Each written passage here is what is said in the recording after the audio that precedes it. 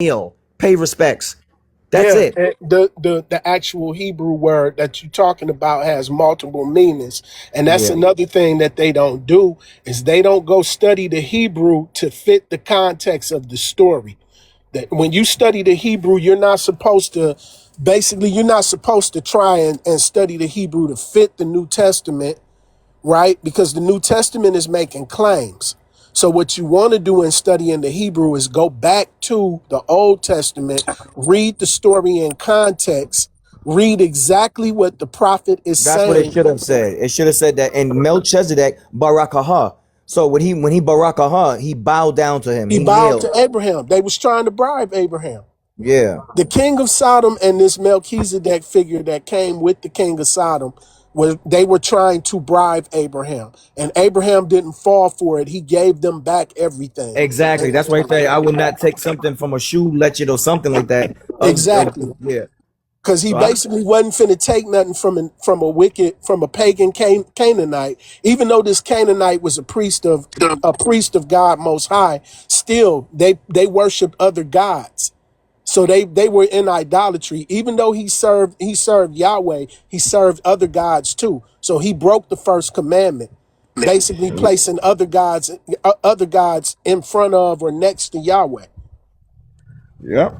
So but that's just how I see it. I know you see it like this could be a Canaanite, but if the fact that you said what it meant in Psalms 110, that's my key right there to know that most likely this is not a figure. Melchizedek is added to Nah, the text nah. so they can lead you to Right. Jesus Christ.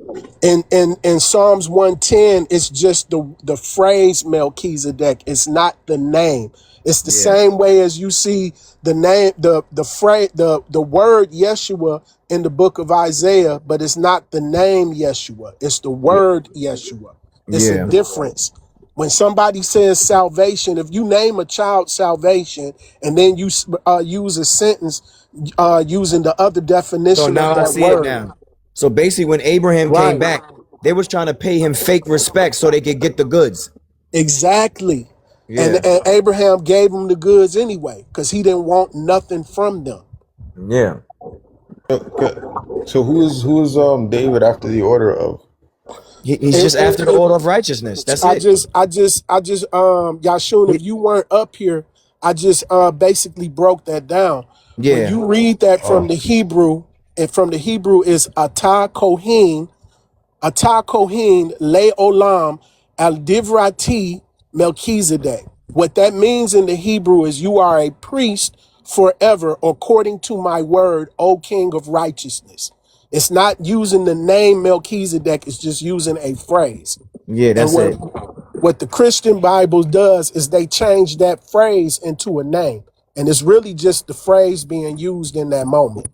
Yeah. Because So that David was in fact a righteous king according to the Creator. right, and that's why I said that because when you go into the source and you do the studies and stuff like that, scholars are gonna say that some scholars agree that it's a person, but just many scholars that believe that that's just a function, and they say it's not really a person, but they add it into the King James Version Bible anyway, and this is why people are able to use that title because of Hebrews and say that Melchizedek is Jesus Christ.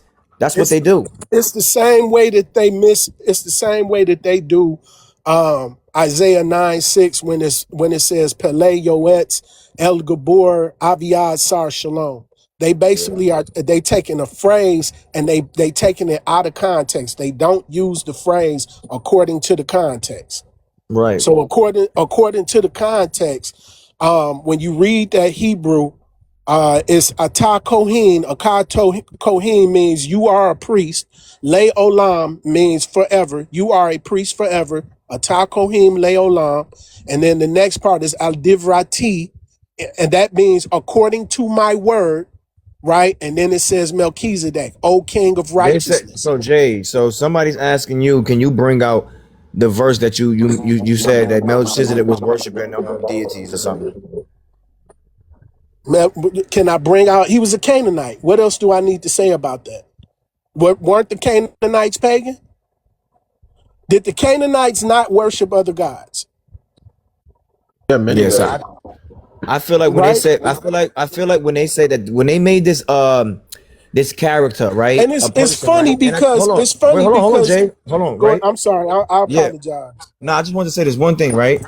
Because if you really look at it, right, you see how you just said he was a pagan. Why would a pagan be called the priest of the Most High God? That's they adding that stuff. They're adding No, that. because That here's the thing, because he did worship the Most High God too. A lot of pagans, even though they worshiped other gods, they worship Yahweh too. Once they start finding out that Yahweh was the one and only true God, is when they put those other pagan deities to the side and start worshiping Yahweh. Because look, King Cyrus was a Persian. Persians were pagan. Now, when you pay attention to Isaiah, I want to say Isaiah chapter 45, verses like 5 and 6, somewhere between 4, 5, and 6. It says, I will bestow a title of honor upon you, though you do not know me. I will strengthen you, though you do not acknowledge me. So basically, Oh, Yahweh planted his spirit on Cyrus. And if you read in the Cyrus cylinder, Cyrus gives all the credit to taking over the kingdoms taking over all of those kingdoms, the kingdom of Israel, getting the kingdom of Israel away from the Babylonians. He gives the credit to Marduk because he was a pagan. You get what I'm saying? It's not until we read later in the Tanakh, when we go to Second Chronicles 36, and when we go to Ezra, where Cyrus now acknowledges Yahweh, and even in Isaiah 48, Cyrus now acknowledges Yahweh as the one true God, right? yeah, I'm Because talking he about he learned So when you go to, I wanted to comment on, well, make say if you can, but you see, Yahshua. The thing is, right? I think he might have believed in the Melchizedek thing, right? See, the thing is, when you go to this Melchizedek thing, right? These people are adding. These people are trying to elevate Melchizedek as an individual to make it seem like Abraham exactly. was Abraham that Melchizedek was more righteous than Abraham at the time, They and God is only exactly. speaking to Abraham. So when you go to the Hebrew, Melchizedek, right? If we want to be realistic here, Melchizedek, even if he's like you say he's a pagan or whatever, how I see it is that they are there's something about the Hebrew text that's very tricky, and it tricks scholars a lot. That Yeah. Israelites got this thing of using names, and they take it as what you call it. They don't know that they're titles. Yeah, You know what they I'm don't saying? know that when it's a title and when it's a name. This is the Yeah. reason why I'm saying when you study the Hebrew, you understand Psalms 110 is not the name Melchizedek. It is the title, O King of Righteousness. It is not the name, Yeah. right? Because Melchizedek in the English language means king of righteousness. Now, this is what I was saying, Prince. I do believe that Melchizedek in Genesis is an actual person. That was his name, the king of name or title, the king of righteousness, right? And I do believe that he worshiped Yahweh. Yahweh is the most high God, right? But I also believe, based on studying what landmass that Salem is because it says he was the king of Salem, right? This was a Canaanite, and the Canaanites were known for what? The Canaanites, the reason why the Creator didn't favor the Canaanites, because they were pagans and they basically were in idolatry. Right. So that leads me to Jay, do, understand, right? So what? Hold on. Right. Well, this is what I'm saying, right? He's a Canaanite, right? So what I'm saying is that this is how you know that they're lying. That this could not have been a priest of the Most High God. They're lying. It's crazy how they just gave him that title. But go ahead, Yashun. yeah. So I wanted to just see what we do agree on. Do we agree that Moses wrote these first five books at least, Yes, or and the people, and or the first four, and then most of that of Deuteronomy? most of some of it Joshua would have written down, or Well, that's why I'm Aaron. saying. That's why I'm saying most of Deuteronomy, because after he unalives, someone else is writing, of course. Yeah. But you agree with that, Jay? That Moses wrote these first books? My bad. I was stepping in. Oh boy, it's dusty out here. We got a dust storm. I'm going back inside. I'm sorry. But what were you saying, Yashun? No, I was saying, do you agree that Moses wrote the basically the first 5 books? Yeah, I believe that Moses wrote the first 5 books. I do, however, believe that I don't believe that he wrote all of Genesis, but I do believe Well, that then who else would have written it? we don't know. Well, we don't know that. Well, okay, because remember, Moses enters the story in the book of Exodus, so there Correct. isn't that much for him to have been, like there isn't like a shitload of history that he needs to record. That's So, true. I so it agree with makes you. exactly. So I think it's fair to assume because he's the one that is credited to that he did write all of Genesis, and this is probably what was given to him when he was up there for the 40 days. I agree that he did write. Like I said, I don't believe that he wrote the entire Genesis. I believe that he wrote the majority of Genesis, but I don't believe that he wrote all of it. I think that Yeah. some of it might have been passed down through tradition, given the lineage that he came from, being that he was a son of Noah, being that he was a descendant of Abraham, so forth and so on. But I do believe that, like the remainder of the book, when it talks about the children of Israel, when it talks about Isaac, Jacob, so forth and so on, I believe that he wrote those parts leading into the Exodus. So you don't think that Genesis 14 was recorded by him? No, that I don't believe. Oh, okay, okay. Well You then, you get okay, where I'm because coming from, right? what if you're saying that he maybe he only wrote half of the book of Genesis, Well, right? Or let's that's say all he was let's given. let Then me say it like this. Like, I believe he recorded what was already passed down through oral tradition. I believe he recorded that, but then, like, as far as what the creator, like with the creator telling him to write certain stuff down, I don't believe that comes later as far as the book of Genesis is concerned. That's just my so belief on it. okay, so basically, so you're saying that maybe the other information was potentially already known, and then when Moses comes, he gets Yeah, a repeat of that information, and then he adds yeah, that, and then is that what yeah. you're Through saying? through an oral tradition. Yeah, Okay, fine, that's fair. But here's the thing: I would say that oral tradition was given to him by Yah, that right? could be so too. Like, I wouldn't argue that. Right. I'm just saying, like, I don't believe the creator started giving him bits and pieces to what to write down until it gets to about Isaac and further. That's just my take on it. Okay, But I okay. but here's the thing. For me, even though I have that belief, for me it doesn't matter if I'm right or wrong about that. At the end of the day, you get what I'm saying? Like, he recorded it. No, of He's the course, one yeah, yeah. that put it all down. You know what it is? I'm trying to use reasonable deduction because we can't, some of Yeah. these some things aren't directly stated, so we're all like subject to that. But if I believe that the Most High did give Moses all of our history up to that point where he was at. And so, with that said, the book of Genesis 14, Melchizedek. I think Ben Shuya mentioned this a few months ago that it's the I think it's the Yod denotes possession, and so Melchizedek is Right. saying my righteous king, and so that makes 10 times more sense if you believe that or if you accept that Moses is the one writing, because who I else would he get be it. referring to in I that get what you're way? saying. I get it. You saying based on the language, what makes sense based on the grammar and the language, and I That's get it. that because I'm Exactly. That's heavy it. into that. And so And if we see, sorry, go ahead. no, go ahead, go ahead. I'm listening to you. So if you this is only if you accept that Moses did write Genesis 14, right? Then now Melchizedek makes 10 times more sense. Is he's giving exposition about the scene. He's saying, "My righteous king, or my king of righteousness and peace, brought out bread and wine."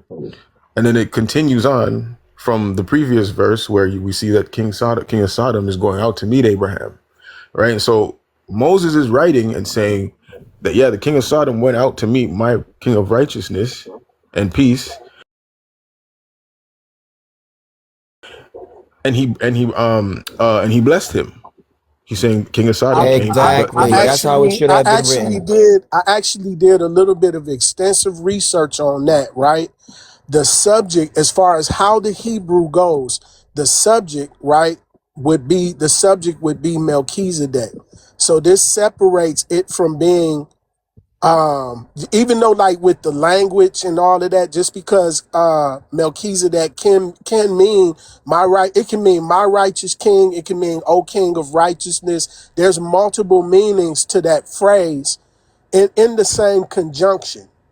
But with that being said, you have to pay attention to where the subject lies at, and the subject is basically pointing towards Melchizedek being an individual, and then Abraham is mentioned as a second subject.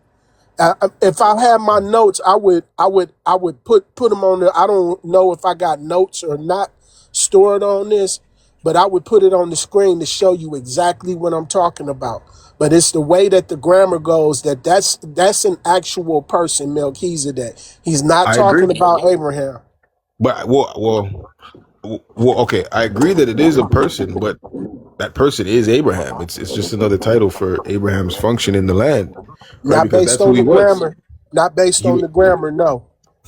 Based on that Hebrew grammar, and again, like I said, I'll have to dig my notes out for that. But based on the Hebrew grammar, that person, that Melchizedek person, is an actual subject within that sentence, separate from Abraham. So it's basically saying that there was an individual, and this is the reason why I'm saying these two individuals, this Melchizedek figure and the king of Sodom, their attempt was to bribe Abraham. So the king of Sodom comes later into the picture because basically he sends a priest over, someone that actually worships Yahweh, regardless if they may worship idols or not. They actually worship Yahweh too. So he sends a priest over that he feels can smooth Abraham over, right? And then they try to offer Abraham, offer Abraham some things. Abraham gives a tenth to the priest, like, here, you know what I mean? Hey, well, look, and then the king of Sodom is like, hey, well, you can keep this, that, and the third. I don't want that. Just give me the other portion.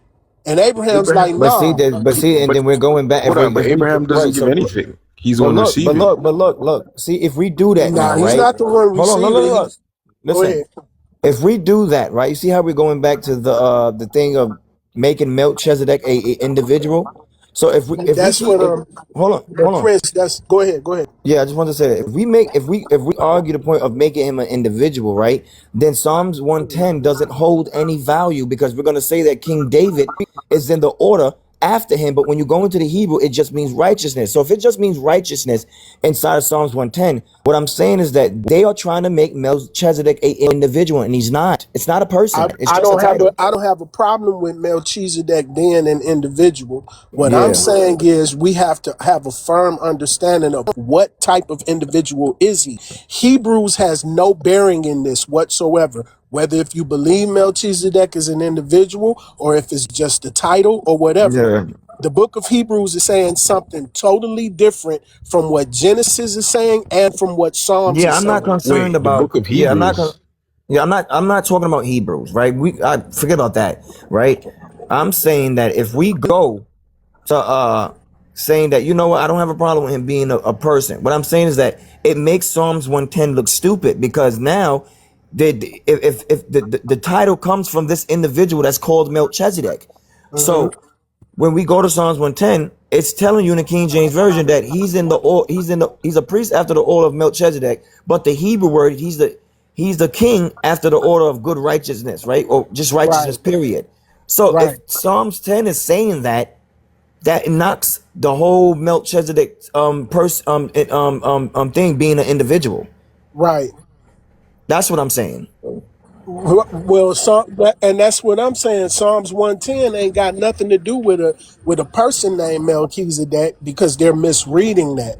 Based on the Hebrew language, again, when you read that in Hebrew, it's Atah Kohen Le Olam Al Divrati Melchizedek. Ata Kohen means you are a priest. Le Olam means forever. Al Divrati Okay, means according to my word, right? that's Oh, and yeah, then Melchizedek means king of righteousness. O king of righteousness. So right, and when that's you and that's what I'm saying, right? So listen, listen, just hear me out, right? I want to make this make sense as possible, right? If we start from Genesis chapter 14 and we go into the Hebrew, it's gonna say the exact same thing that you just said, right? In Hebrew, right? Mhm. So what I'm saying is that if it's saying that, right, they're making him a they're making him a person in Genesis chapter 14. The same name, same meaning. When we go to Psalms 110, that same individual, I mean that same name is there, but people know that as to be an individual. So if we go to Psalms 110 and they say, oh, he's in the order after Melchizedek, the individual, it wouldn't make no sense. What I'm saying is that Mhm. it will make much more sense if we're just saying that the name Melchizedek is just a title in Psalms 110 and it's just a title in Genesis chapter 14 and it's actually not a person at all. Unfortunately, Genesis 14, it is a person. It's just basically understanding the Hebrew for when it's a person and when it's not a person.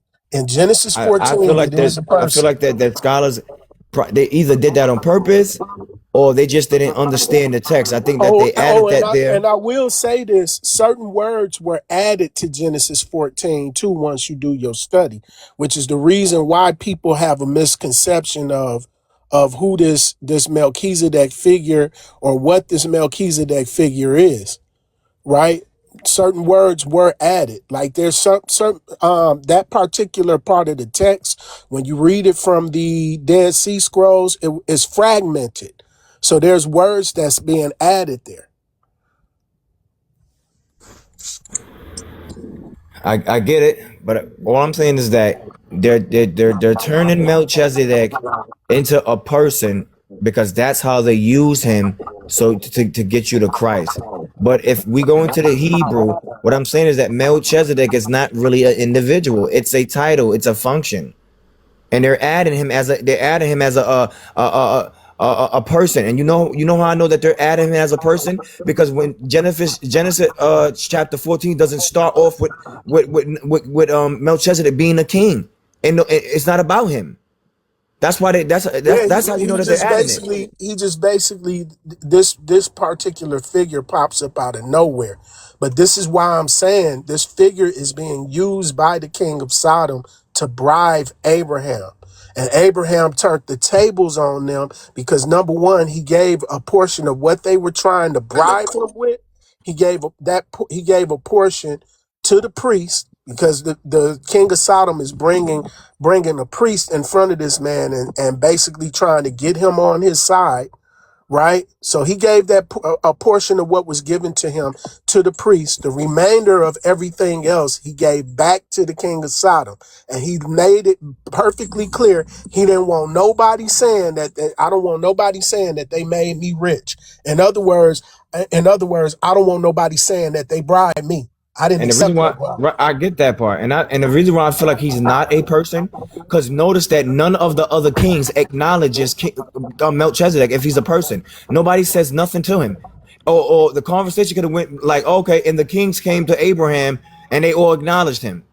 Nobody acknowledges this figure that's around the other kings at But all. yeah, it's short, Prince. It's not enough time. It's not enough time in the sequence for anybody to acknowledge him. It's short.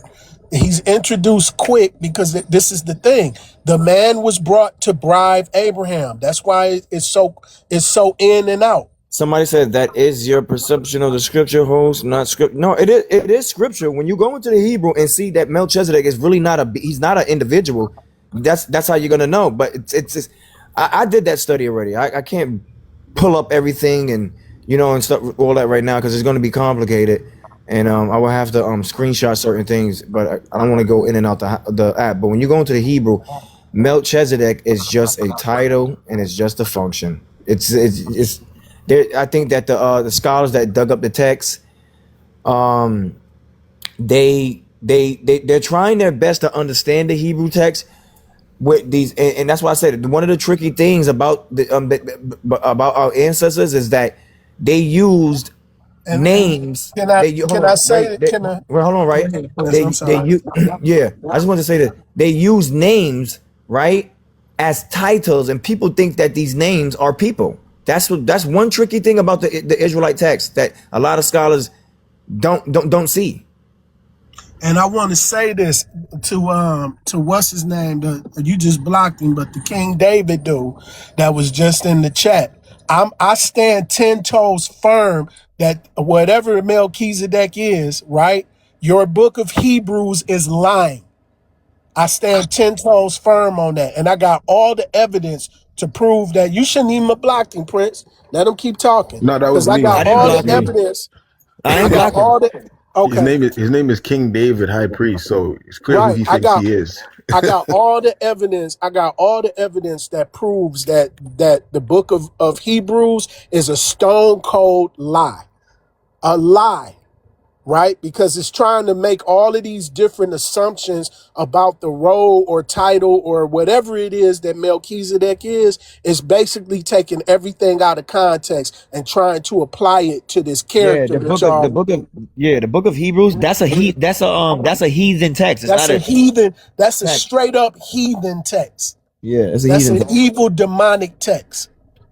And I can prove that. Because The number heathen. one, they don't even know who wrote it. They attribute it to Paul, but even scholars and even your church fathers say that Paul did not write this. Church father Origen made commentary and said that whoever wrote Hebrews, it's not Paul's writings. They're just a fan of Paul. He said, So "Don't need to block us. We are different levels in scriptures." But I mean, it's an evil we don't want demonic. to. Yeah, we don't want to block you. Just It's an evil demonic text. push the That's guest first and button. That's what you foremost. got to do. That's all you got to do. You don't got to keep chatting in the comments. Just push the guest button if you want to have a conversation, because we don't really go back and forth in the comments. That's the whole reason why we're There's live. absolutely nothing in the Old Testament. You don't have not a single scripture in the Old Testament that proves that Melchizedek is an ordained priesthood, right? All you can say, the most you can say about Melchizedek is at most is that's an independent priest. And it's a difference between an independent priest and an actual priesthood. There is no priesthood ordained by Yahweh called the Melchizedek priesthood. That's a lie that your Greeks and Romans made up to make you believe something different other than Israelite tradition. Because even if going off of my narrative or going off of Prince's narrative, right? It ain't no way you can line that up. No way. That's What's a the Yeah, lie. question here? What's the question here? That Melchizedek was a person? Is that or a king? Is that the debate here? no, Not that's not the really. debate. We was No, just we're really elaborating not. on it. We just going basically giving all the scenarios to Genesis 14 on what it's saying, and then we're basically because somebody in the chat had tried to line this up with the New Testament and say that Melchizedek is an actual priesthood. So we're just basically giving all the evidence possible to debunk that. There's no such thing as a Melchizedek priesthood. So Jay, It real does quick, not exist. Jay, would you agree that Abraham is at least after the order of righteousness? At least? I mean, of course, Abraham's a Okay. righteous man. Okay, cool. Of Cool. course. I would say he was the most righteous man. That's why a covenant was made with him. Yeah, I'm not doubting that. Abraham was a righteous man. I would agree Oh, with okay, cool. All right. Then Was that? for me, that's good enough then, if you agree with that. I thought somebody said something about Melchizedek was not a king. That's me. I don't believe that Melchizedek was a person. I think it's just a title for a righteous order. That's it. When you go into the And Hebrew. Genesis 14, verse 18 through 20 doesn't clarify it. Well, the thing is that when we go to Psalms 110, I mean, we're going in. Forget Psalms for a second. The thing is when we go into the Hebrew, Melchizedek it just means king Forget, righteousness. forget, forget it. According to Genesis 14, verse 18 through 20, which part of that verse or two wasn't clear that he was king of Salem? There's no, and that's the thing that when we go do this research, there's no proof that Melchizedek was a person or a king in Salem at all. Genesis 14 says it clearly. That's cool. I don't believe that. I believe that they Oh, misinterpreted so you that. don't believe in Genesis? No, I don't Salem believe is not a that. city, just means peace. King Yeah, of peace and righteousness. That's it. yeah, And brought out bread and wine, and it yeah. says he was. You don't believe that either. No, I don't believe that. No. Okay. I believe that, but I just believe that was Abraham doing that, bringing it out for the king of Sodom. Okay. Yeah. Yeah, I disagree with that. I believe that Melchizedek is an actual person. I believe that he was a Canaanite who worshiped Yahweh along with whatever other pagan deities that he worshipped. Kind of But see, the that's the same thing. The way. Canaanites. But see, that's the thing. The Canaanites never worshipped Yahweh. They never did. That's not true. After they got their ass kicked, they worshiped Yahweh. Genesis. No, no, no, no, no, no. No, I Wait, know but Genesis is before that, but I'm yeah. saying like, you know, like we also gotta remember that in Genesis Yeah, it's all right, mamas. it We gonna says play. that We gonna Yahweh is the play. God Shalom, is We gonna what's play, up? boom. shalom, shalom. But Shalom, this Judge. time they ain't gonna get me. They not gonna get me like that though. They gonna have to play dirty. Yeah, You talking to somebody? they gonna have to play dirty. But listen, Oh, I think he talking to somebody. Judge is I don't tripping. know how 18 verse 20 it clearly names them as two different people. Exactly, but they. What I'm trying to tell you is that you only see it as them making it a person because these scholars, I don't think they know what Melchizedek was. They took Melchizedek when they go to these fragments of these texts, and that's why I keep saying this. It's there's a lot of these are the things that actually trick the scholars, right? That sometimes Israelites will use names, but it doesn't mean that it's a person. And this is what I think that they got mixed up with, that they're using Melchizedek as a person, but he's not a person. It's just a title that the Israelites used to say righteousness. That's it. When you go into the Hebrew, it just says King of Righteousness, and there's no archaeological evidence that that Melchizedek was a king anywhere. You can look that up. But Abraham gave him a tenth of everything, so he gave a tenth to himself. You only see that because they think Melchizedek is a person. That's what I'm trying to tell you. That's why you see that there. But They don't they Prince, this is No, what I'm saying. blessed Based be on the Abram by God Most High. That's also hold on one he did it. He moment. did it. He Just did it. one He did. Hold moment, on. Wait.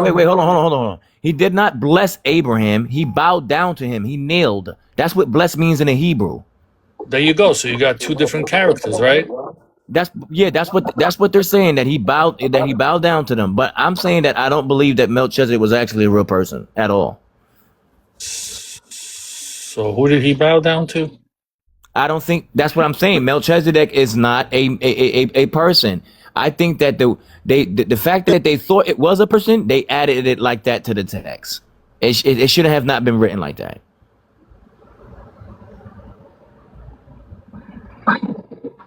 You know, throughout Genesis, Abraham is described as a sojourner, a Hebrew, a prince among the Hittites, but never as a king. Never. You got to take that into consideration. I'm not saying that Abraham is Melchizedek. I'm not saying that. I'm just saying that Melchizedek is not a person, and Melchizedek just means a righteous order. That's it. You're just walking in righteousness. No, that's not true.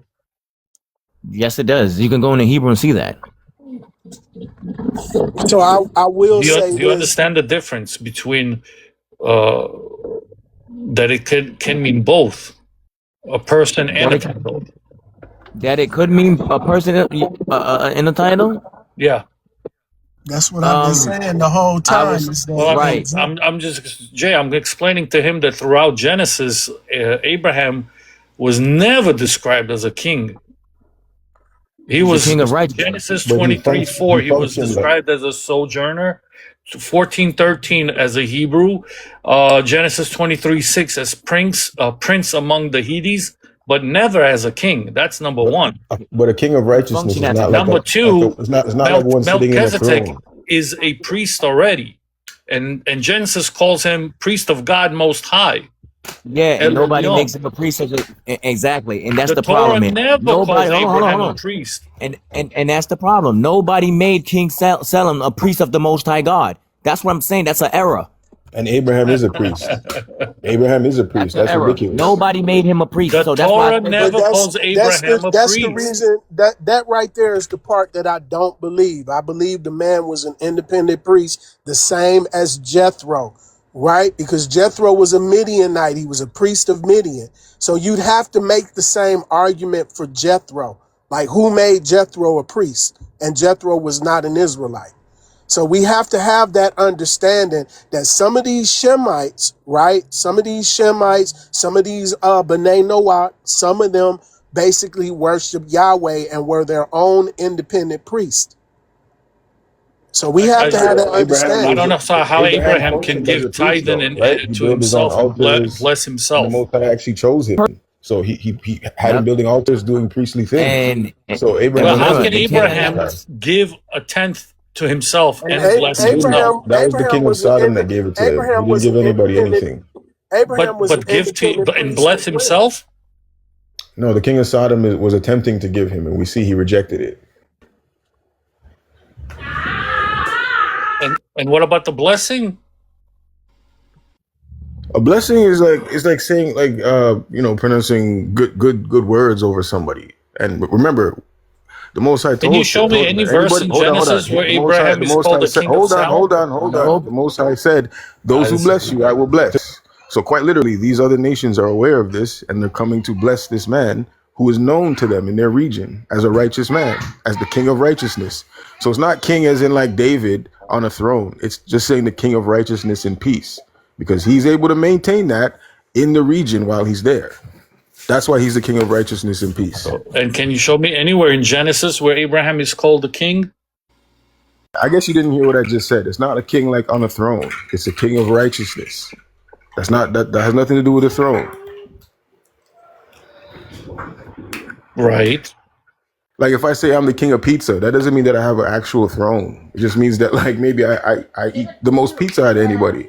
But Yashun, how can we now use that narrative, right? When David actually sits on the throne, and David basically holds that same title as a king of righteousness. Well, no, he's the king of Yasharal. He's a king of the nation, Then and why he's didn't it after say? he's after Then the why order didn't it of say? Abraham. Then why didn't it say, "O King Why didn't it say, "O King of Judah," or "O King of Israel," and instead of "O King of righteousness"? For David, Yes, in but because Psalms he was the king 110. over the entire nation. But that's what I'm saying. In Psalms 110, what does it say? Remind me, I'm forgetting right now. So in Psalms 110, it says, Atah Kohen Le Olam Al Divrati Melchizedek. Right? And the English translated to the English, you are a priest forever according to my word, O King of righteousness. Yeah, so you're saying who's that talking about? It's talking about David. We already know that it's talking about David because that psalm in the beginning of that psalm, it says Nahum la David, right? And Yahweh said to my Nahum at la Adonai, and Yahweh said to my master. And we know that David is the master that is talking about, the earthly master. So Yep. it's expressed as a psalm of David. Correct. Yeah. So we know that Psalms 110 is about David. What I'm We saying is yeah. he's called King of Righteousness. It's not saying anything about an order at all. That's the Well, after misconception. the king of righteousness, No, which it is doesn't say Al-Divrati does not mean that. Al-Divrati means according to my word. And so basically, again, the words that it speaks in the Hebrew is Atah Kohen, Le Olam, Al Divrati, Melchizedek. Atah Kohen means you are a priest. Le Olam means forever, right? Al Divrati means according to my word, Melchizedek, O King of righteousness. according to Melchizedek, right? Is that how it says? How it goes? According to? Yes. Yeah. According to my word. According to my word. Al divrati means according to my word. So okay, say the whole phrase. Say the whole thing then. It's Like the atah way it should be said. kohim, No. atah In English, I mean, like in how would it? How the English is you are a priest forever, according to my word, O King of righteousness. according to my word? Oh, okay. So then I don't see what's the issue. What How I'm does it? saying is it's not saying anything, it's not saying that it's in the order of nobody. When you read it correctly in the English, it's not in the order of anything or anybody. It's just saying you are a priest forever according to my word. Yahweh is speaking and Yahweh is telling David, you are a priest forever according to my word, O King of right. It can say either O King of righteousness or it could say and a king of righteousness. Oh, so you're saying here it's not talking about a man in this part. You're saying it's just a title at this point in this verse. Exactly. Ah, that's Exactly. what you're saying. Okay, I got you. Okay, look, Here's I another mean, one. Study Genesis and how it introduces someone. For Yeah, example, the subject. Abram, that is Abraham, or Jacob, that is Israel. The Torah often identifies when someone has two names. It never says Abram, who was Melchizedek. Notice the wording, how he introduced himself. And Melchizedek, king of Salem. This is the normal way scripture introduces a new character. yes, but there is no city named Salem with a king named Melchizedek recorded anywhere. You would have to. You can only get that. You can only infer that from this verse, but you have no proof outside of it to say, "Oh yeah, there's the king of or there's the king of Salem." So that Like we disproves can it? we can come to conclusions and say, "Oh, Jerusalem used to be called Salem, and that's where Melchizedek was the king of," right? Mhm. But there's not enough evidence to show that there was a king with that name. What we do know is that the Okay, Jebusites so then you have were to in you Jerusalem. have to put on your detective outfit and Hold on, start hold on, thinking. hold on, Is hold on, hold on. Abraham ever called a king? Hold on. The Jebusites were in Jerusalem, and they're the main people that were being dealt with by Forget what's about his that. name? Forget about that. Has No. We're Abraham not ever forgetting been about that called a because that's king? Jerusalem. Hold on. So Joshua went there, right? And then later on, David like finalizes that that's the spot. At no point do we hear about a Melchizedek who was the king over that region. Has Abraham ever been called a king? Okay, but in this context, we're not talking about a All right. throne If you king. can't go So, past that, what can I do? Abraham receives the blessings, right? well, he's called the king of righteousness. So yes, he Does has been called a does he king. does he ever does he object? He Does doesn't who say I don't object? need your blessing. Instead, he accepts it, Who accepts what? and then The, he gives Melchizedek a tithing. It so shows he's that so Abraham he's recognizes tithing. Melchizedek's He's special tithing to a position. pagan priest. He's tithing to a pagan priest when It he's doesn't already. matter. What? Oh, well, I Why guess give you know yourself? what Why you give just said. It yourself the doesn't matter. I tithing? don't think we can have this conversation if you're saying it doesn't matter that our most righteous man is tithing to a pagan priest. For what? Oh, When it makes sense then he's to give it. already a So priest wait a of minute. the Wait a Most minute. High. So He you're doesn't saying need to it makes tithe to a sense? pagan It priest. He makes doesn't need to sense to tithe. give it to yourself? That's at no point did I ever say that. I've said that it's the king of Sodom who's giving him this because he's thankful. He's Oh, so attempting to you are offer him. aware that he's a different character. It No, I would just make that's well not what hold I on, yo. wait a minute. So Yashun, you gotta look at it from this is the perspective that I'm looking at it from. It's not a tithe. When he gave him a tenth of everything, right? He's not tithing to him.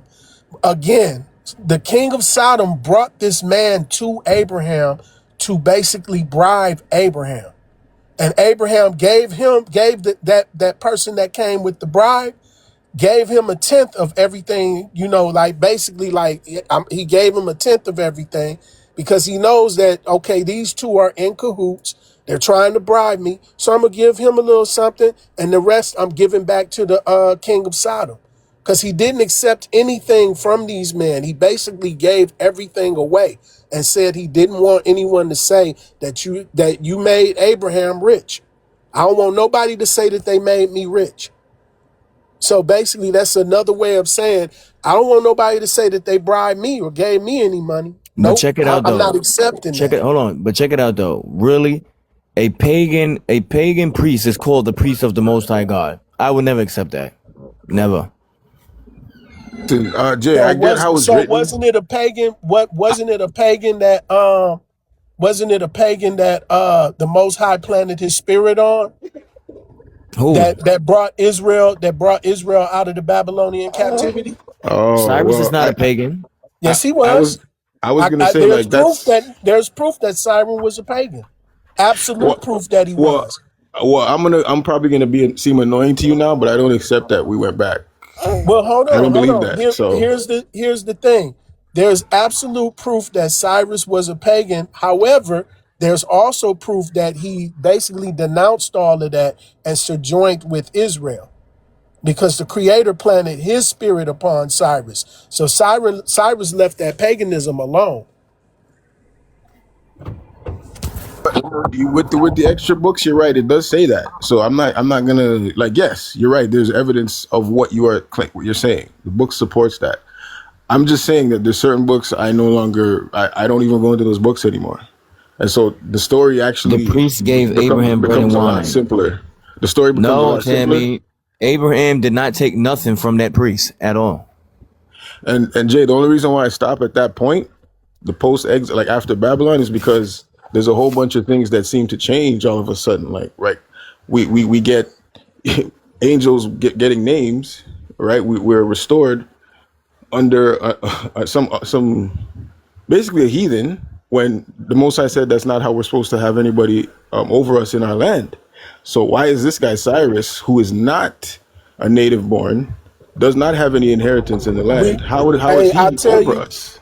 I tell you what, if you give me about 10 or 15 minutes and we can get into that, okay? About 10 or 15 minutes. We've gone over this a couple times, right? And I think at that point I wasn't on this whole like rejecting the post exile writings. But like I'm very familiar with it. Like, I've heard you do it a couple times, and it's logical. Like I'm not denying that. It's just with the over when you look at the covenant and what the Most High said was required in order to be restored, it's too questionable for me. And I get that there's a written history and artifacts that allegedly support it, but you know how man is. Men are wicked. They forge things, and they make fake documents and fake artifacts. So it's really, what do you trust? What do you believe as far as the evidence that's given to you? And I just don't believe a lot of it.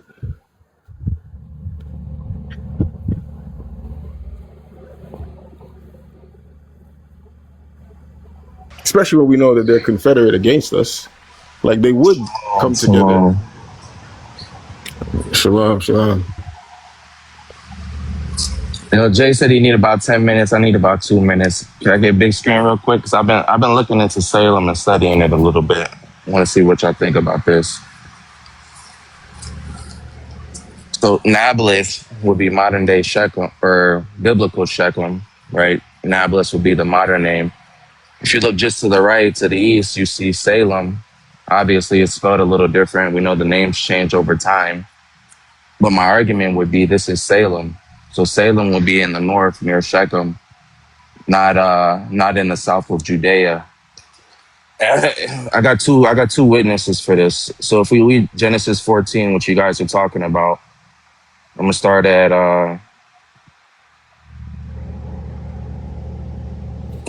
14. And when Abram heard that his brother was taken captive, he armed his trained servants born in his own house, 318, and pursued them on to Dan. So the question would be, where is Dan? Right?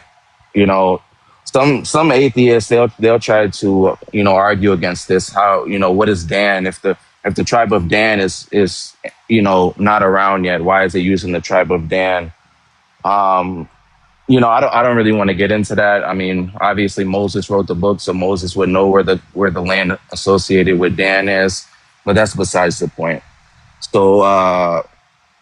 So it says, and he pursued them on to Dan. So we know Dan is in the north, right? And if we keep reading, it gives a little bit more context. It says, and he divided himself against them, he and his servants by night, and smote them, and pursued them unto Hobah, which is on the left hand of Damascus. Damascus is in the north, right, near Syria. And he brought back, verse 16, and he brought back all the goods, and also brought again his brother Lot and his goods, and also the women and the people.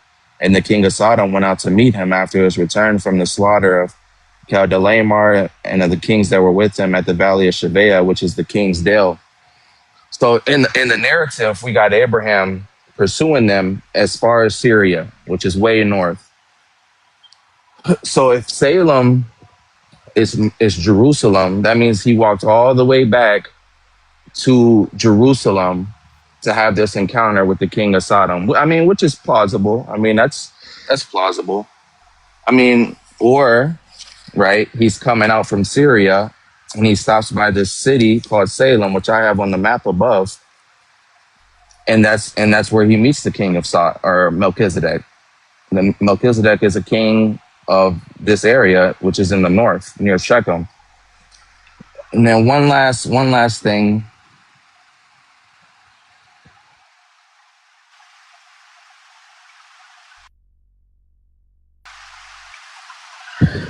So Eusebius and Jerome, they write about it. Eusebius writes about a bunch of biblical places.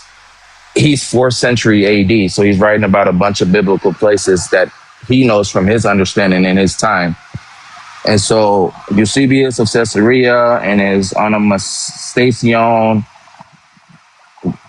Geographical Dictionary of Biblical Places, under the entry for Salem, he writes, Salem, city of Shechem, where Melchizedek was king.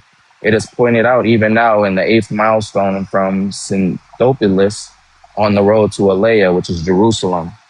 And then Jerome, right under it, he retranslates the same thing. He says, Salem, city of Shechem, up to the present day, a village called Salem is shown near Shechem, in which the palace of Melchizedek is said to be. We could also go to Genesis 33 and 18, where it says Jacob came to Salem. I knew you were gonna do that. I knew you were gonna. I'm just piecing it. Y'all showing. I'm just piecing it all together, bruh. We can even go there, where some scholars argue about the translation of that verse, whether it should be Salem or peacefully. But either way, I think I've kind of laid out my case, man. So consider this. You know how it says Dan is in the north, but it's nowhere near any of the northern tribes? What you mean? That? Where when it says that the Dan was in the north, right? But where it describes Dan as being is like isolated, meaning it's not near the northern tribes.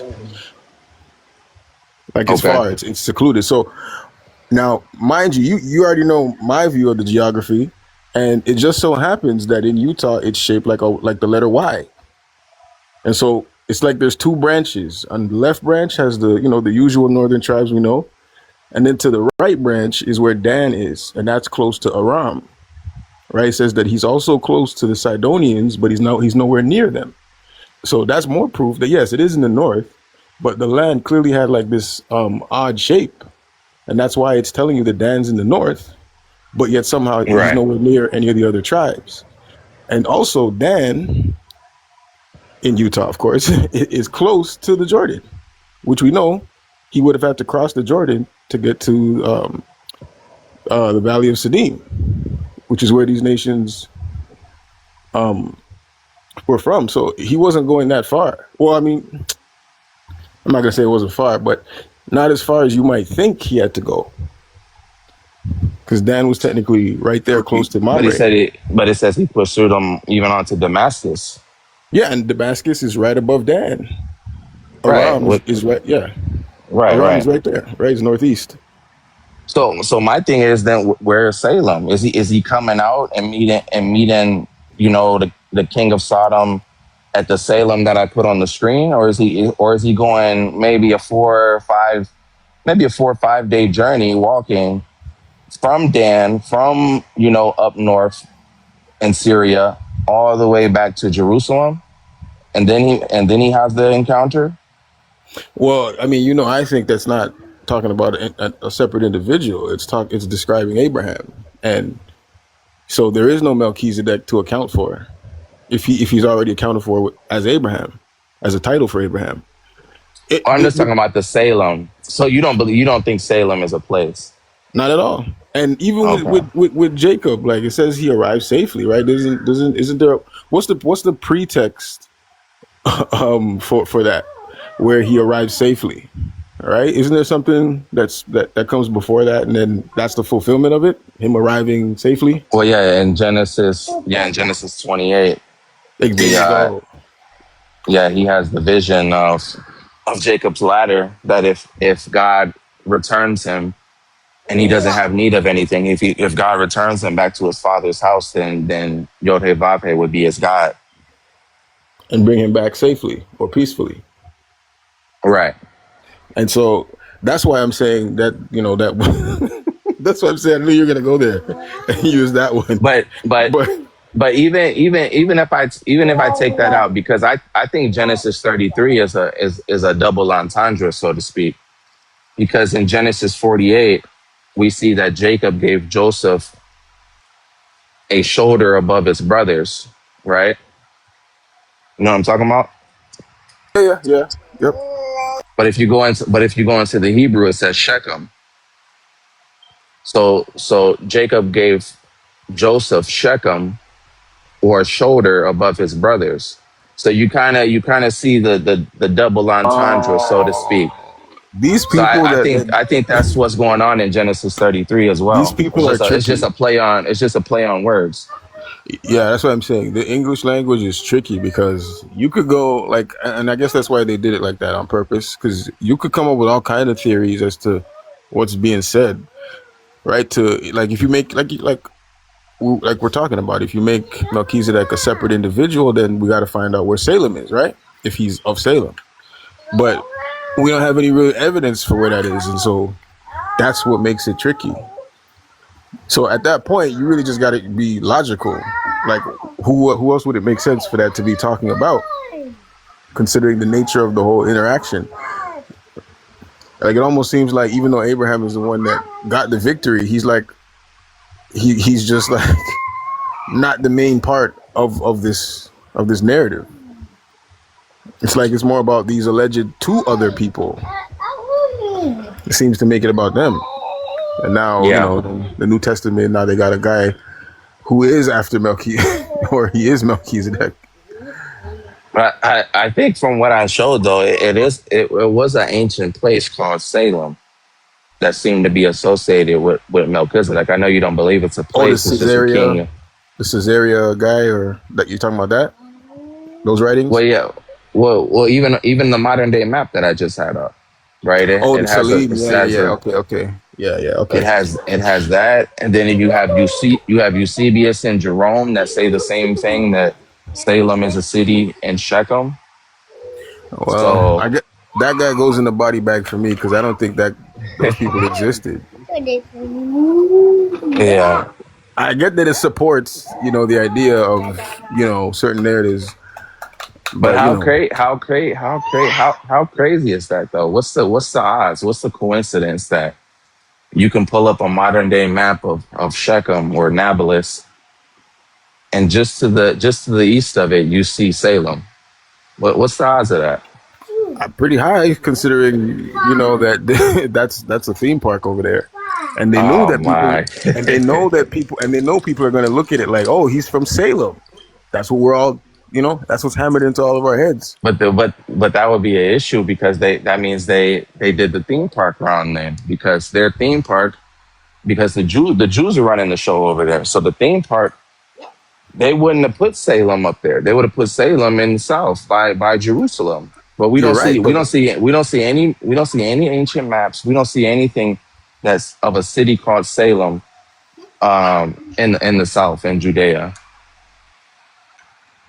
I mean, I agree with you, but somehow still people will make that claim, and so they've accounted for that.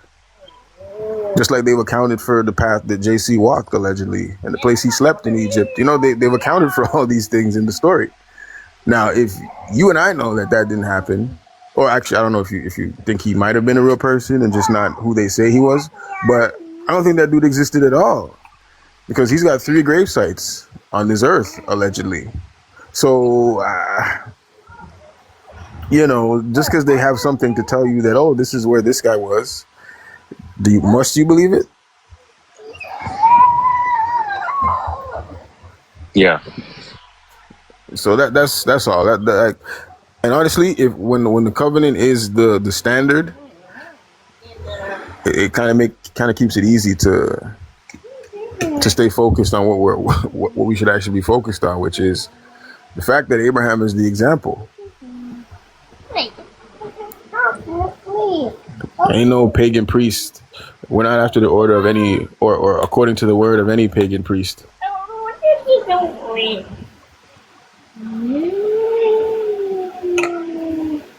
And just the fact that there is so many different ways to interpret it should tell you that that's deliberate. That's because they're Confederate. So they're giving us all these rabbit holes to run down, even though if we're just being logical and not trying to give credit to random men, we would see what's right in front of us.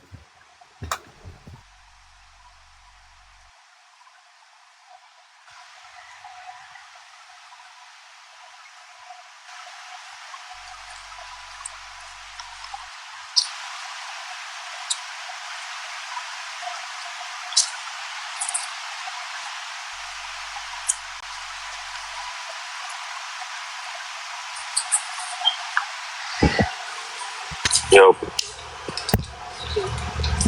I was gonna say, Prince finna log us out.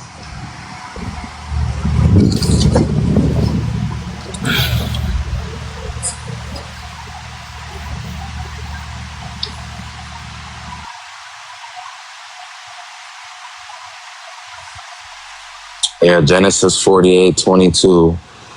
Moreover, I have given to thee one portion above thy brethren, which I took out of the hand of the Amorite with my sword and with my bow.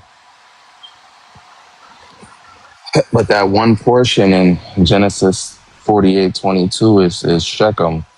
So this is Jacob passing on to, like, oh my God, it's all right there in front of us, man. This is Jacob passing on the same land that he bought in Genesis 33. He's passing it on to his favorite son, Joseph, his favorite son Right? who he made. Yeah, yeah. He's passing on this land to his favorite son, who he made a coat for, his own personal coat, made him his own peli, right? And and did you know the Torah? The only son that Jacob says he loved is Joseph. Did you know that in the Torah? Yep. And so it makes sense why the northern part is called Ephraim. It makes perfect sense. So, and Shechem is in Ephraim. So I mean, yeah, that I mean, I don't see anything wrong with that, or I don't see any contradictions there. But the part of Not Judah. Not he doesn't give this land. Jacob buys this land out of his own pocket in Genesis 33, the land of Shechem, right? The land of his fathers. He gives this land to his favorite son. This is the only son that he says he loves in the scripture. He doesn't give it to Judah. He doesn't give it to Reuben. He gives it to his favorite son, Joseph.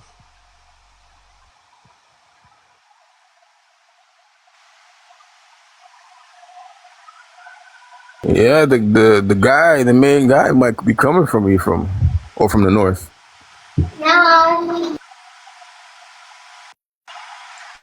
Prince, I mean the Nasi.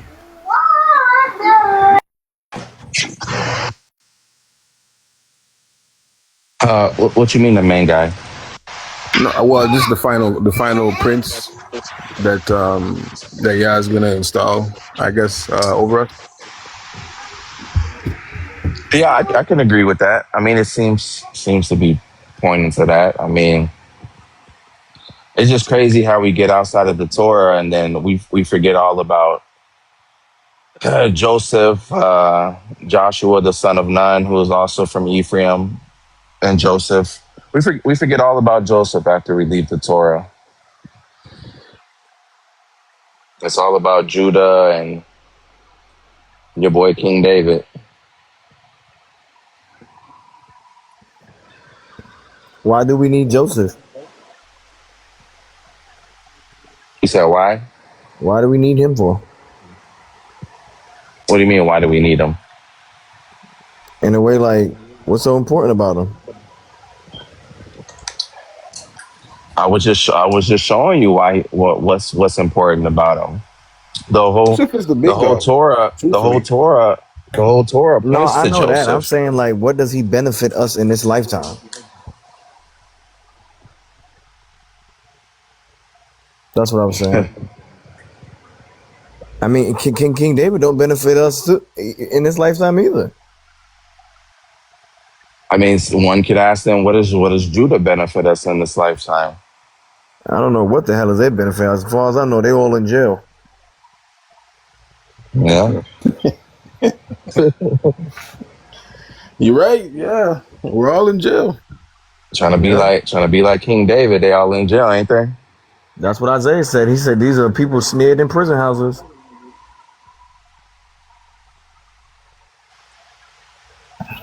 Murder and adultery.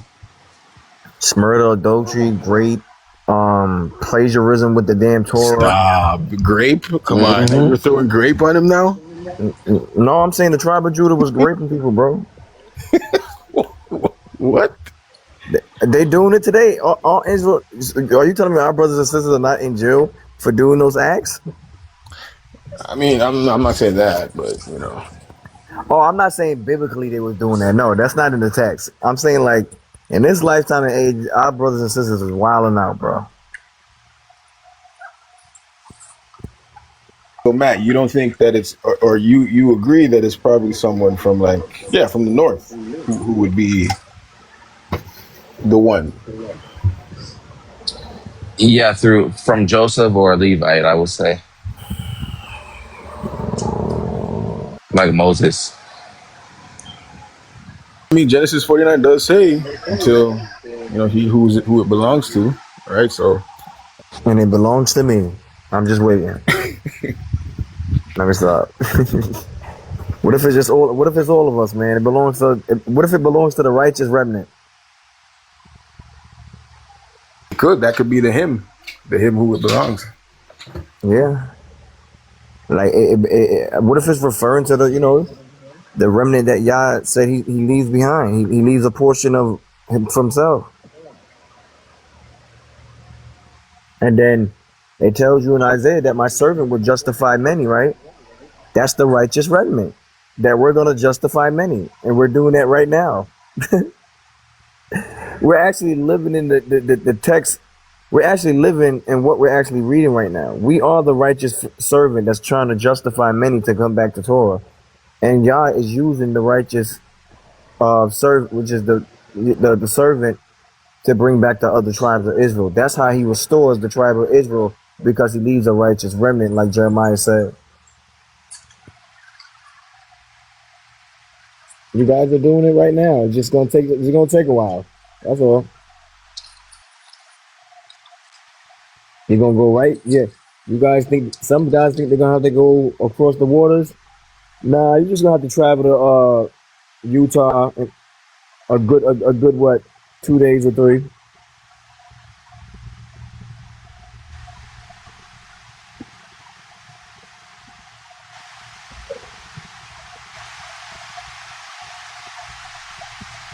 You guys don't believe that you're the righteous remnant that's justifying many, as Isaiah is saying?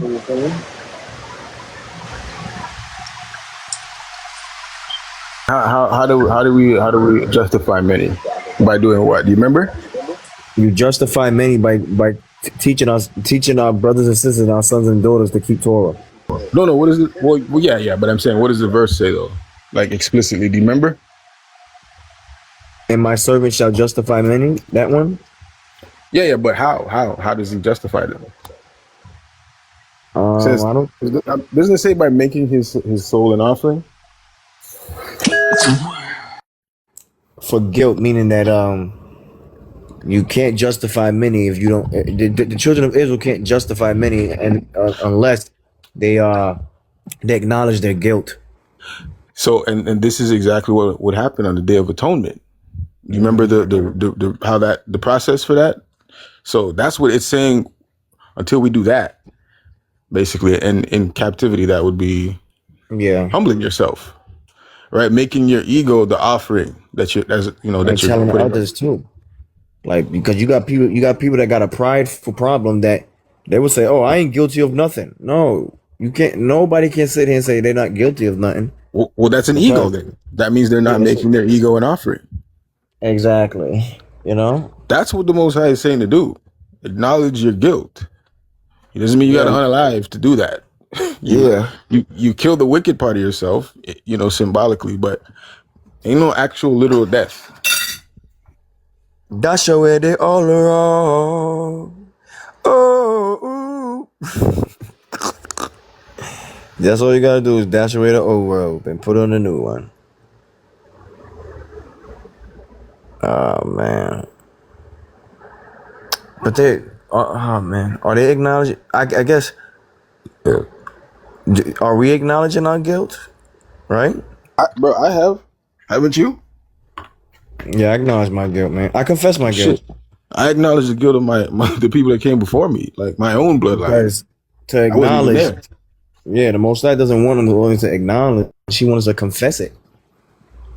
Confess. Tell Yeah, them but that you the did it. Most High told you to do that a long time ago in Leviticus 26, long before Isaiah. There you Well, I wasn't go. born That's back then, right. so I wasn't born back And then. I'm born now.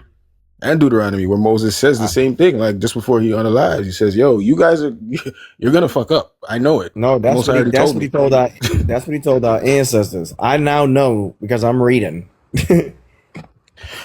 Yeah, but he told us like you will be removed from this land, but still, Yah will restore you when you He didn't tell call upon us. Him. He told them. We're just reading about what he told them. No, you know what I mean. You know what I mean. Yeah, Like Moses you know what gave I'm the saying? same message that's in Leviticus, or Yeah, and so just before he died, or just I before he don't think black unalived, he people said that he don't, man. reminded us, "You guys are I gonna don't. I go. don't You guys are gonna mess this up, but just turn back and yep. I don't you'll think be that. restored."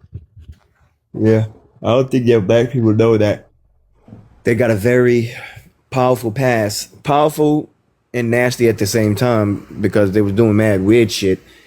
But they could have stayed powerful, but they choose not to. Remember, y'all should all consider if not the good things, so the enemy pursueth. Yeah.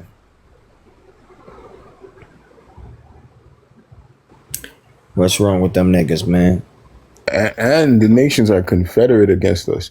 You know what I've heard a lot of people say, "Yo, do you really think that many people can keep a secret?" Yeah. Yeah, Yes. When the it benefits hell? them, of course. Of course, if it keeps them in power for thousands of years, of course. Don't we have a United Nations group? So how is it that and they agree on certain things? They don't like no one can go to Antarctica. We're all going to stay away. But yet somehow they're not Exactly. confederate. You're telling me they can't keep a secret that they're trying to Exactly. hold down a Because certain group of people? exactly. Because if Russia see you there, they're locking you up. If America see you there, they're locking you up. If China sees you there, they're locking you up. So it's like they all agree to, and guess what? You know why they all agree? Because they all do testing in Antarctica. Chinese scientists, Russian scientists, European scientists. They all go there. They're all allowed to go there because they signed a treaty that if we're gonna rule, you're not gonna hog up the land. You're not gonna hog up the world. And they only made that peace treaty because that'll cause conflict. That'll cause a war of telling other nations that they can't step foot certain places. You know what I'm saying? Remember the story with that though? Apparently they sent some US admiral named Admiral Byrd, and he allegedly went across the quote unquote ice wall and saw a whole bunch of other lands.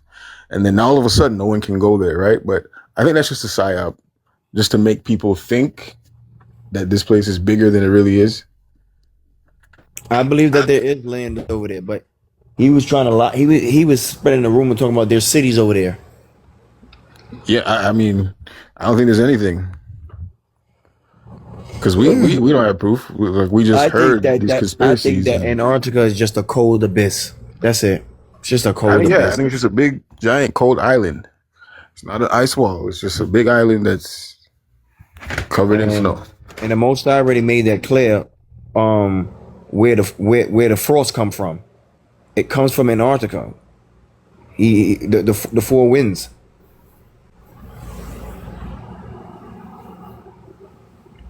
Remember? Why do you think he's always talking about the east wind? The Most High controls the winds of the earth. If he want to bring cold in, the Most High can bring cold in. He could bring cold in from Canada. He could bring cold in from Alaska. So there's nothing that is gonna stop him from bringing the cold in.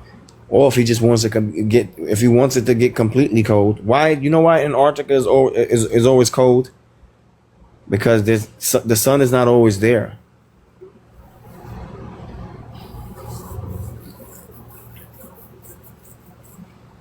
And that part of the equator doesn't heat up like that.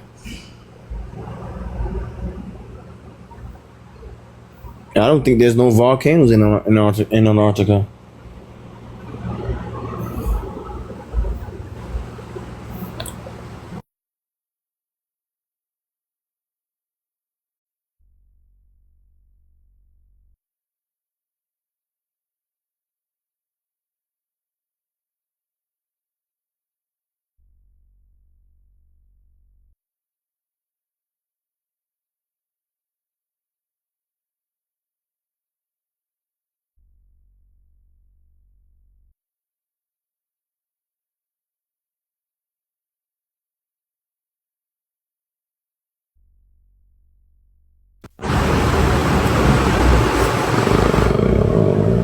Like beginning to question a lot of maps.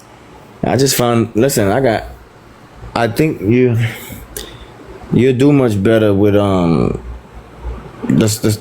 circle maps, not these square maps that they're giving you in school. You got to get one of the circle maps, the flat maps, and they're gonna show you everything. They started to destroy a lot of those maps when I was in school, because I was in a school, and I used to be always in the library, and I saw some very old maps, bro, that the school system had from more than the 1700s. And one of the oldest maps I ever seen was the flat Earth map, and it was showing all different types of lands and stuff like that. They threw it out. Some of these things they burned them. Yeah, yeah.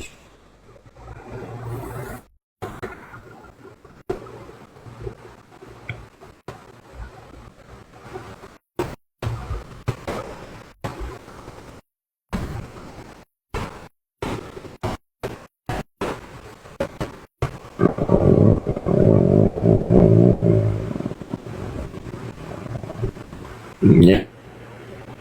And the map will show you these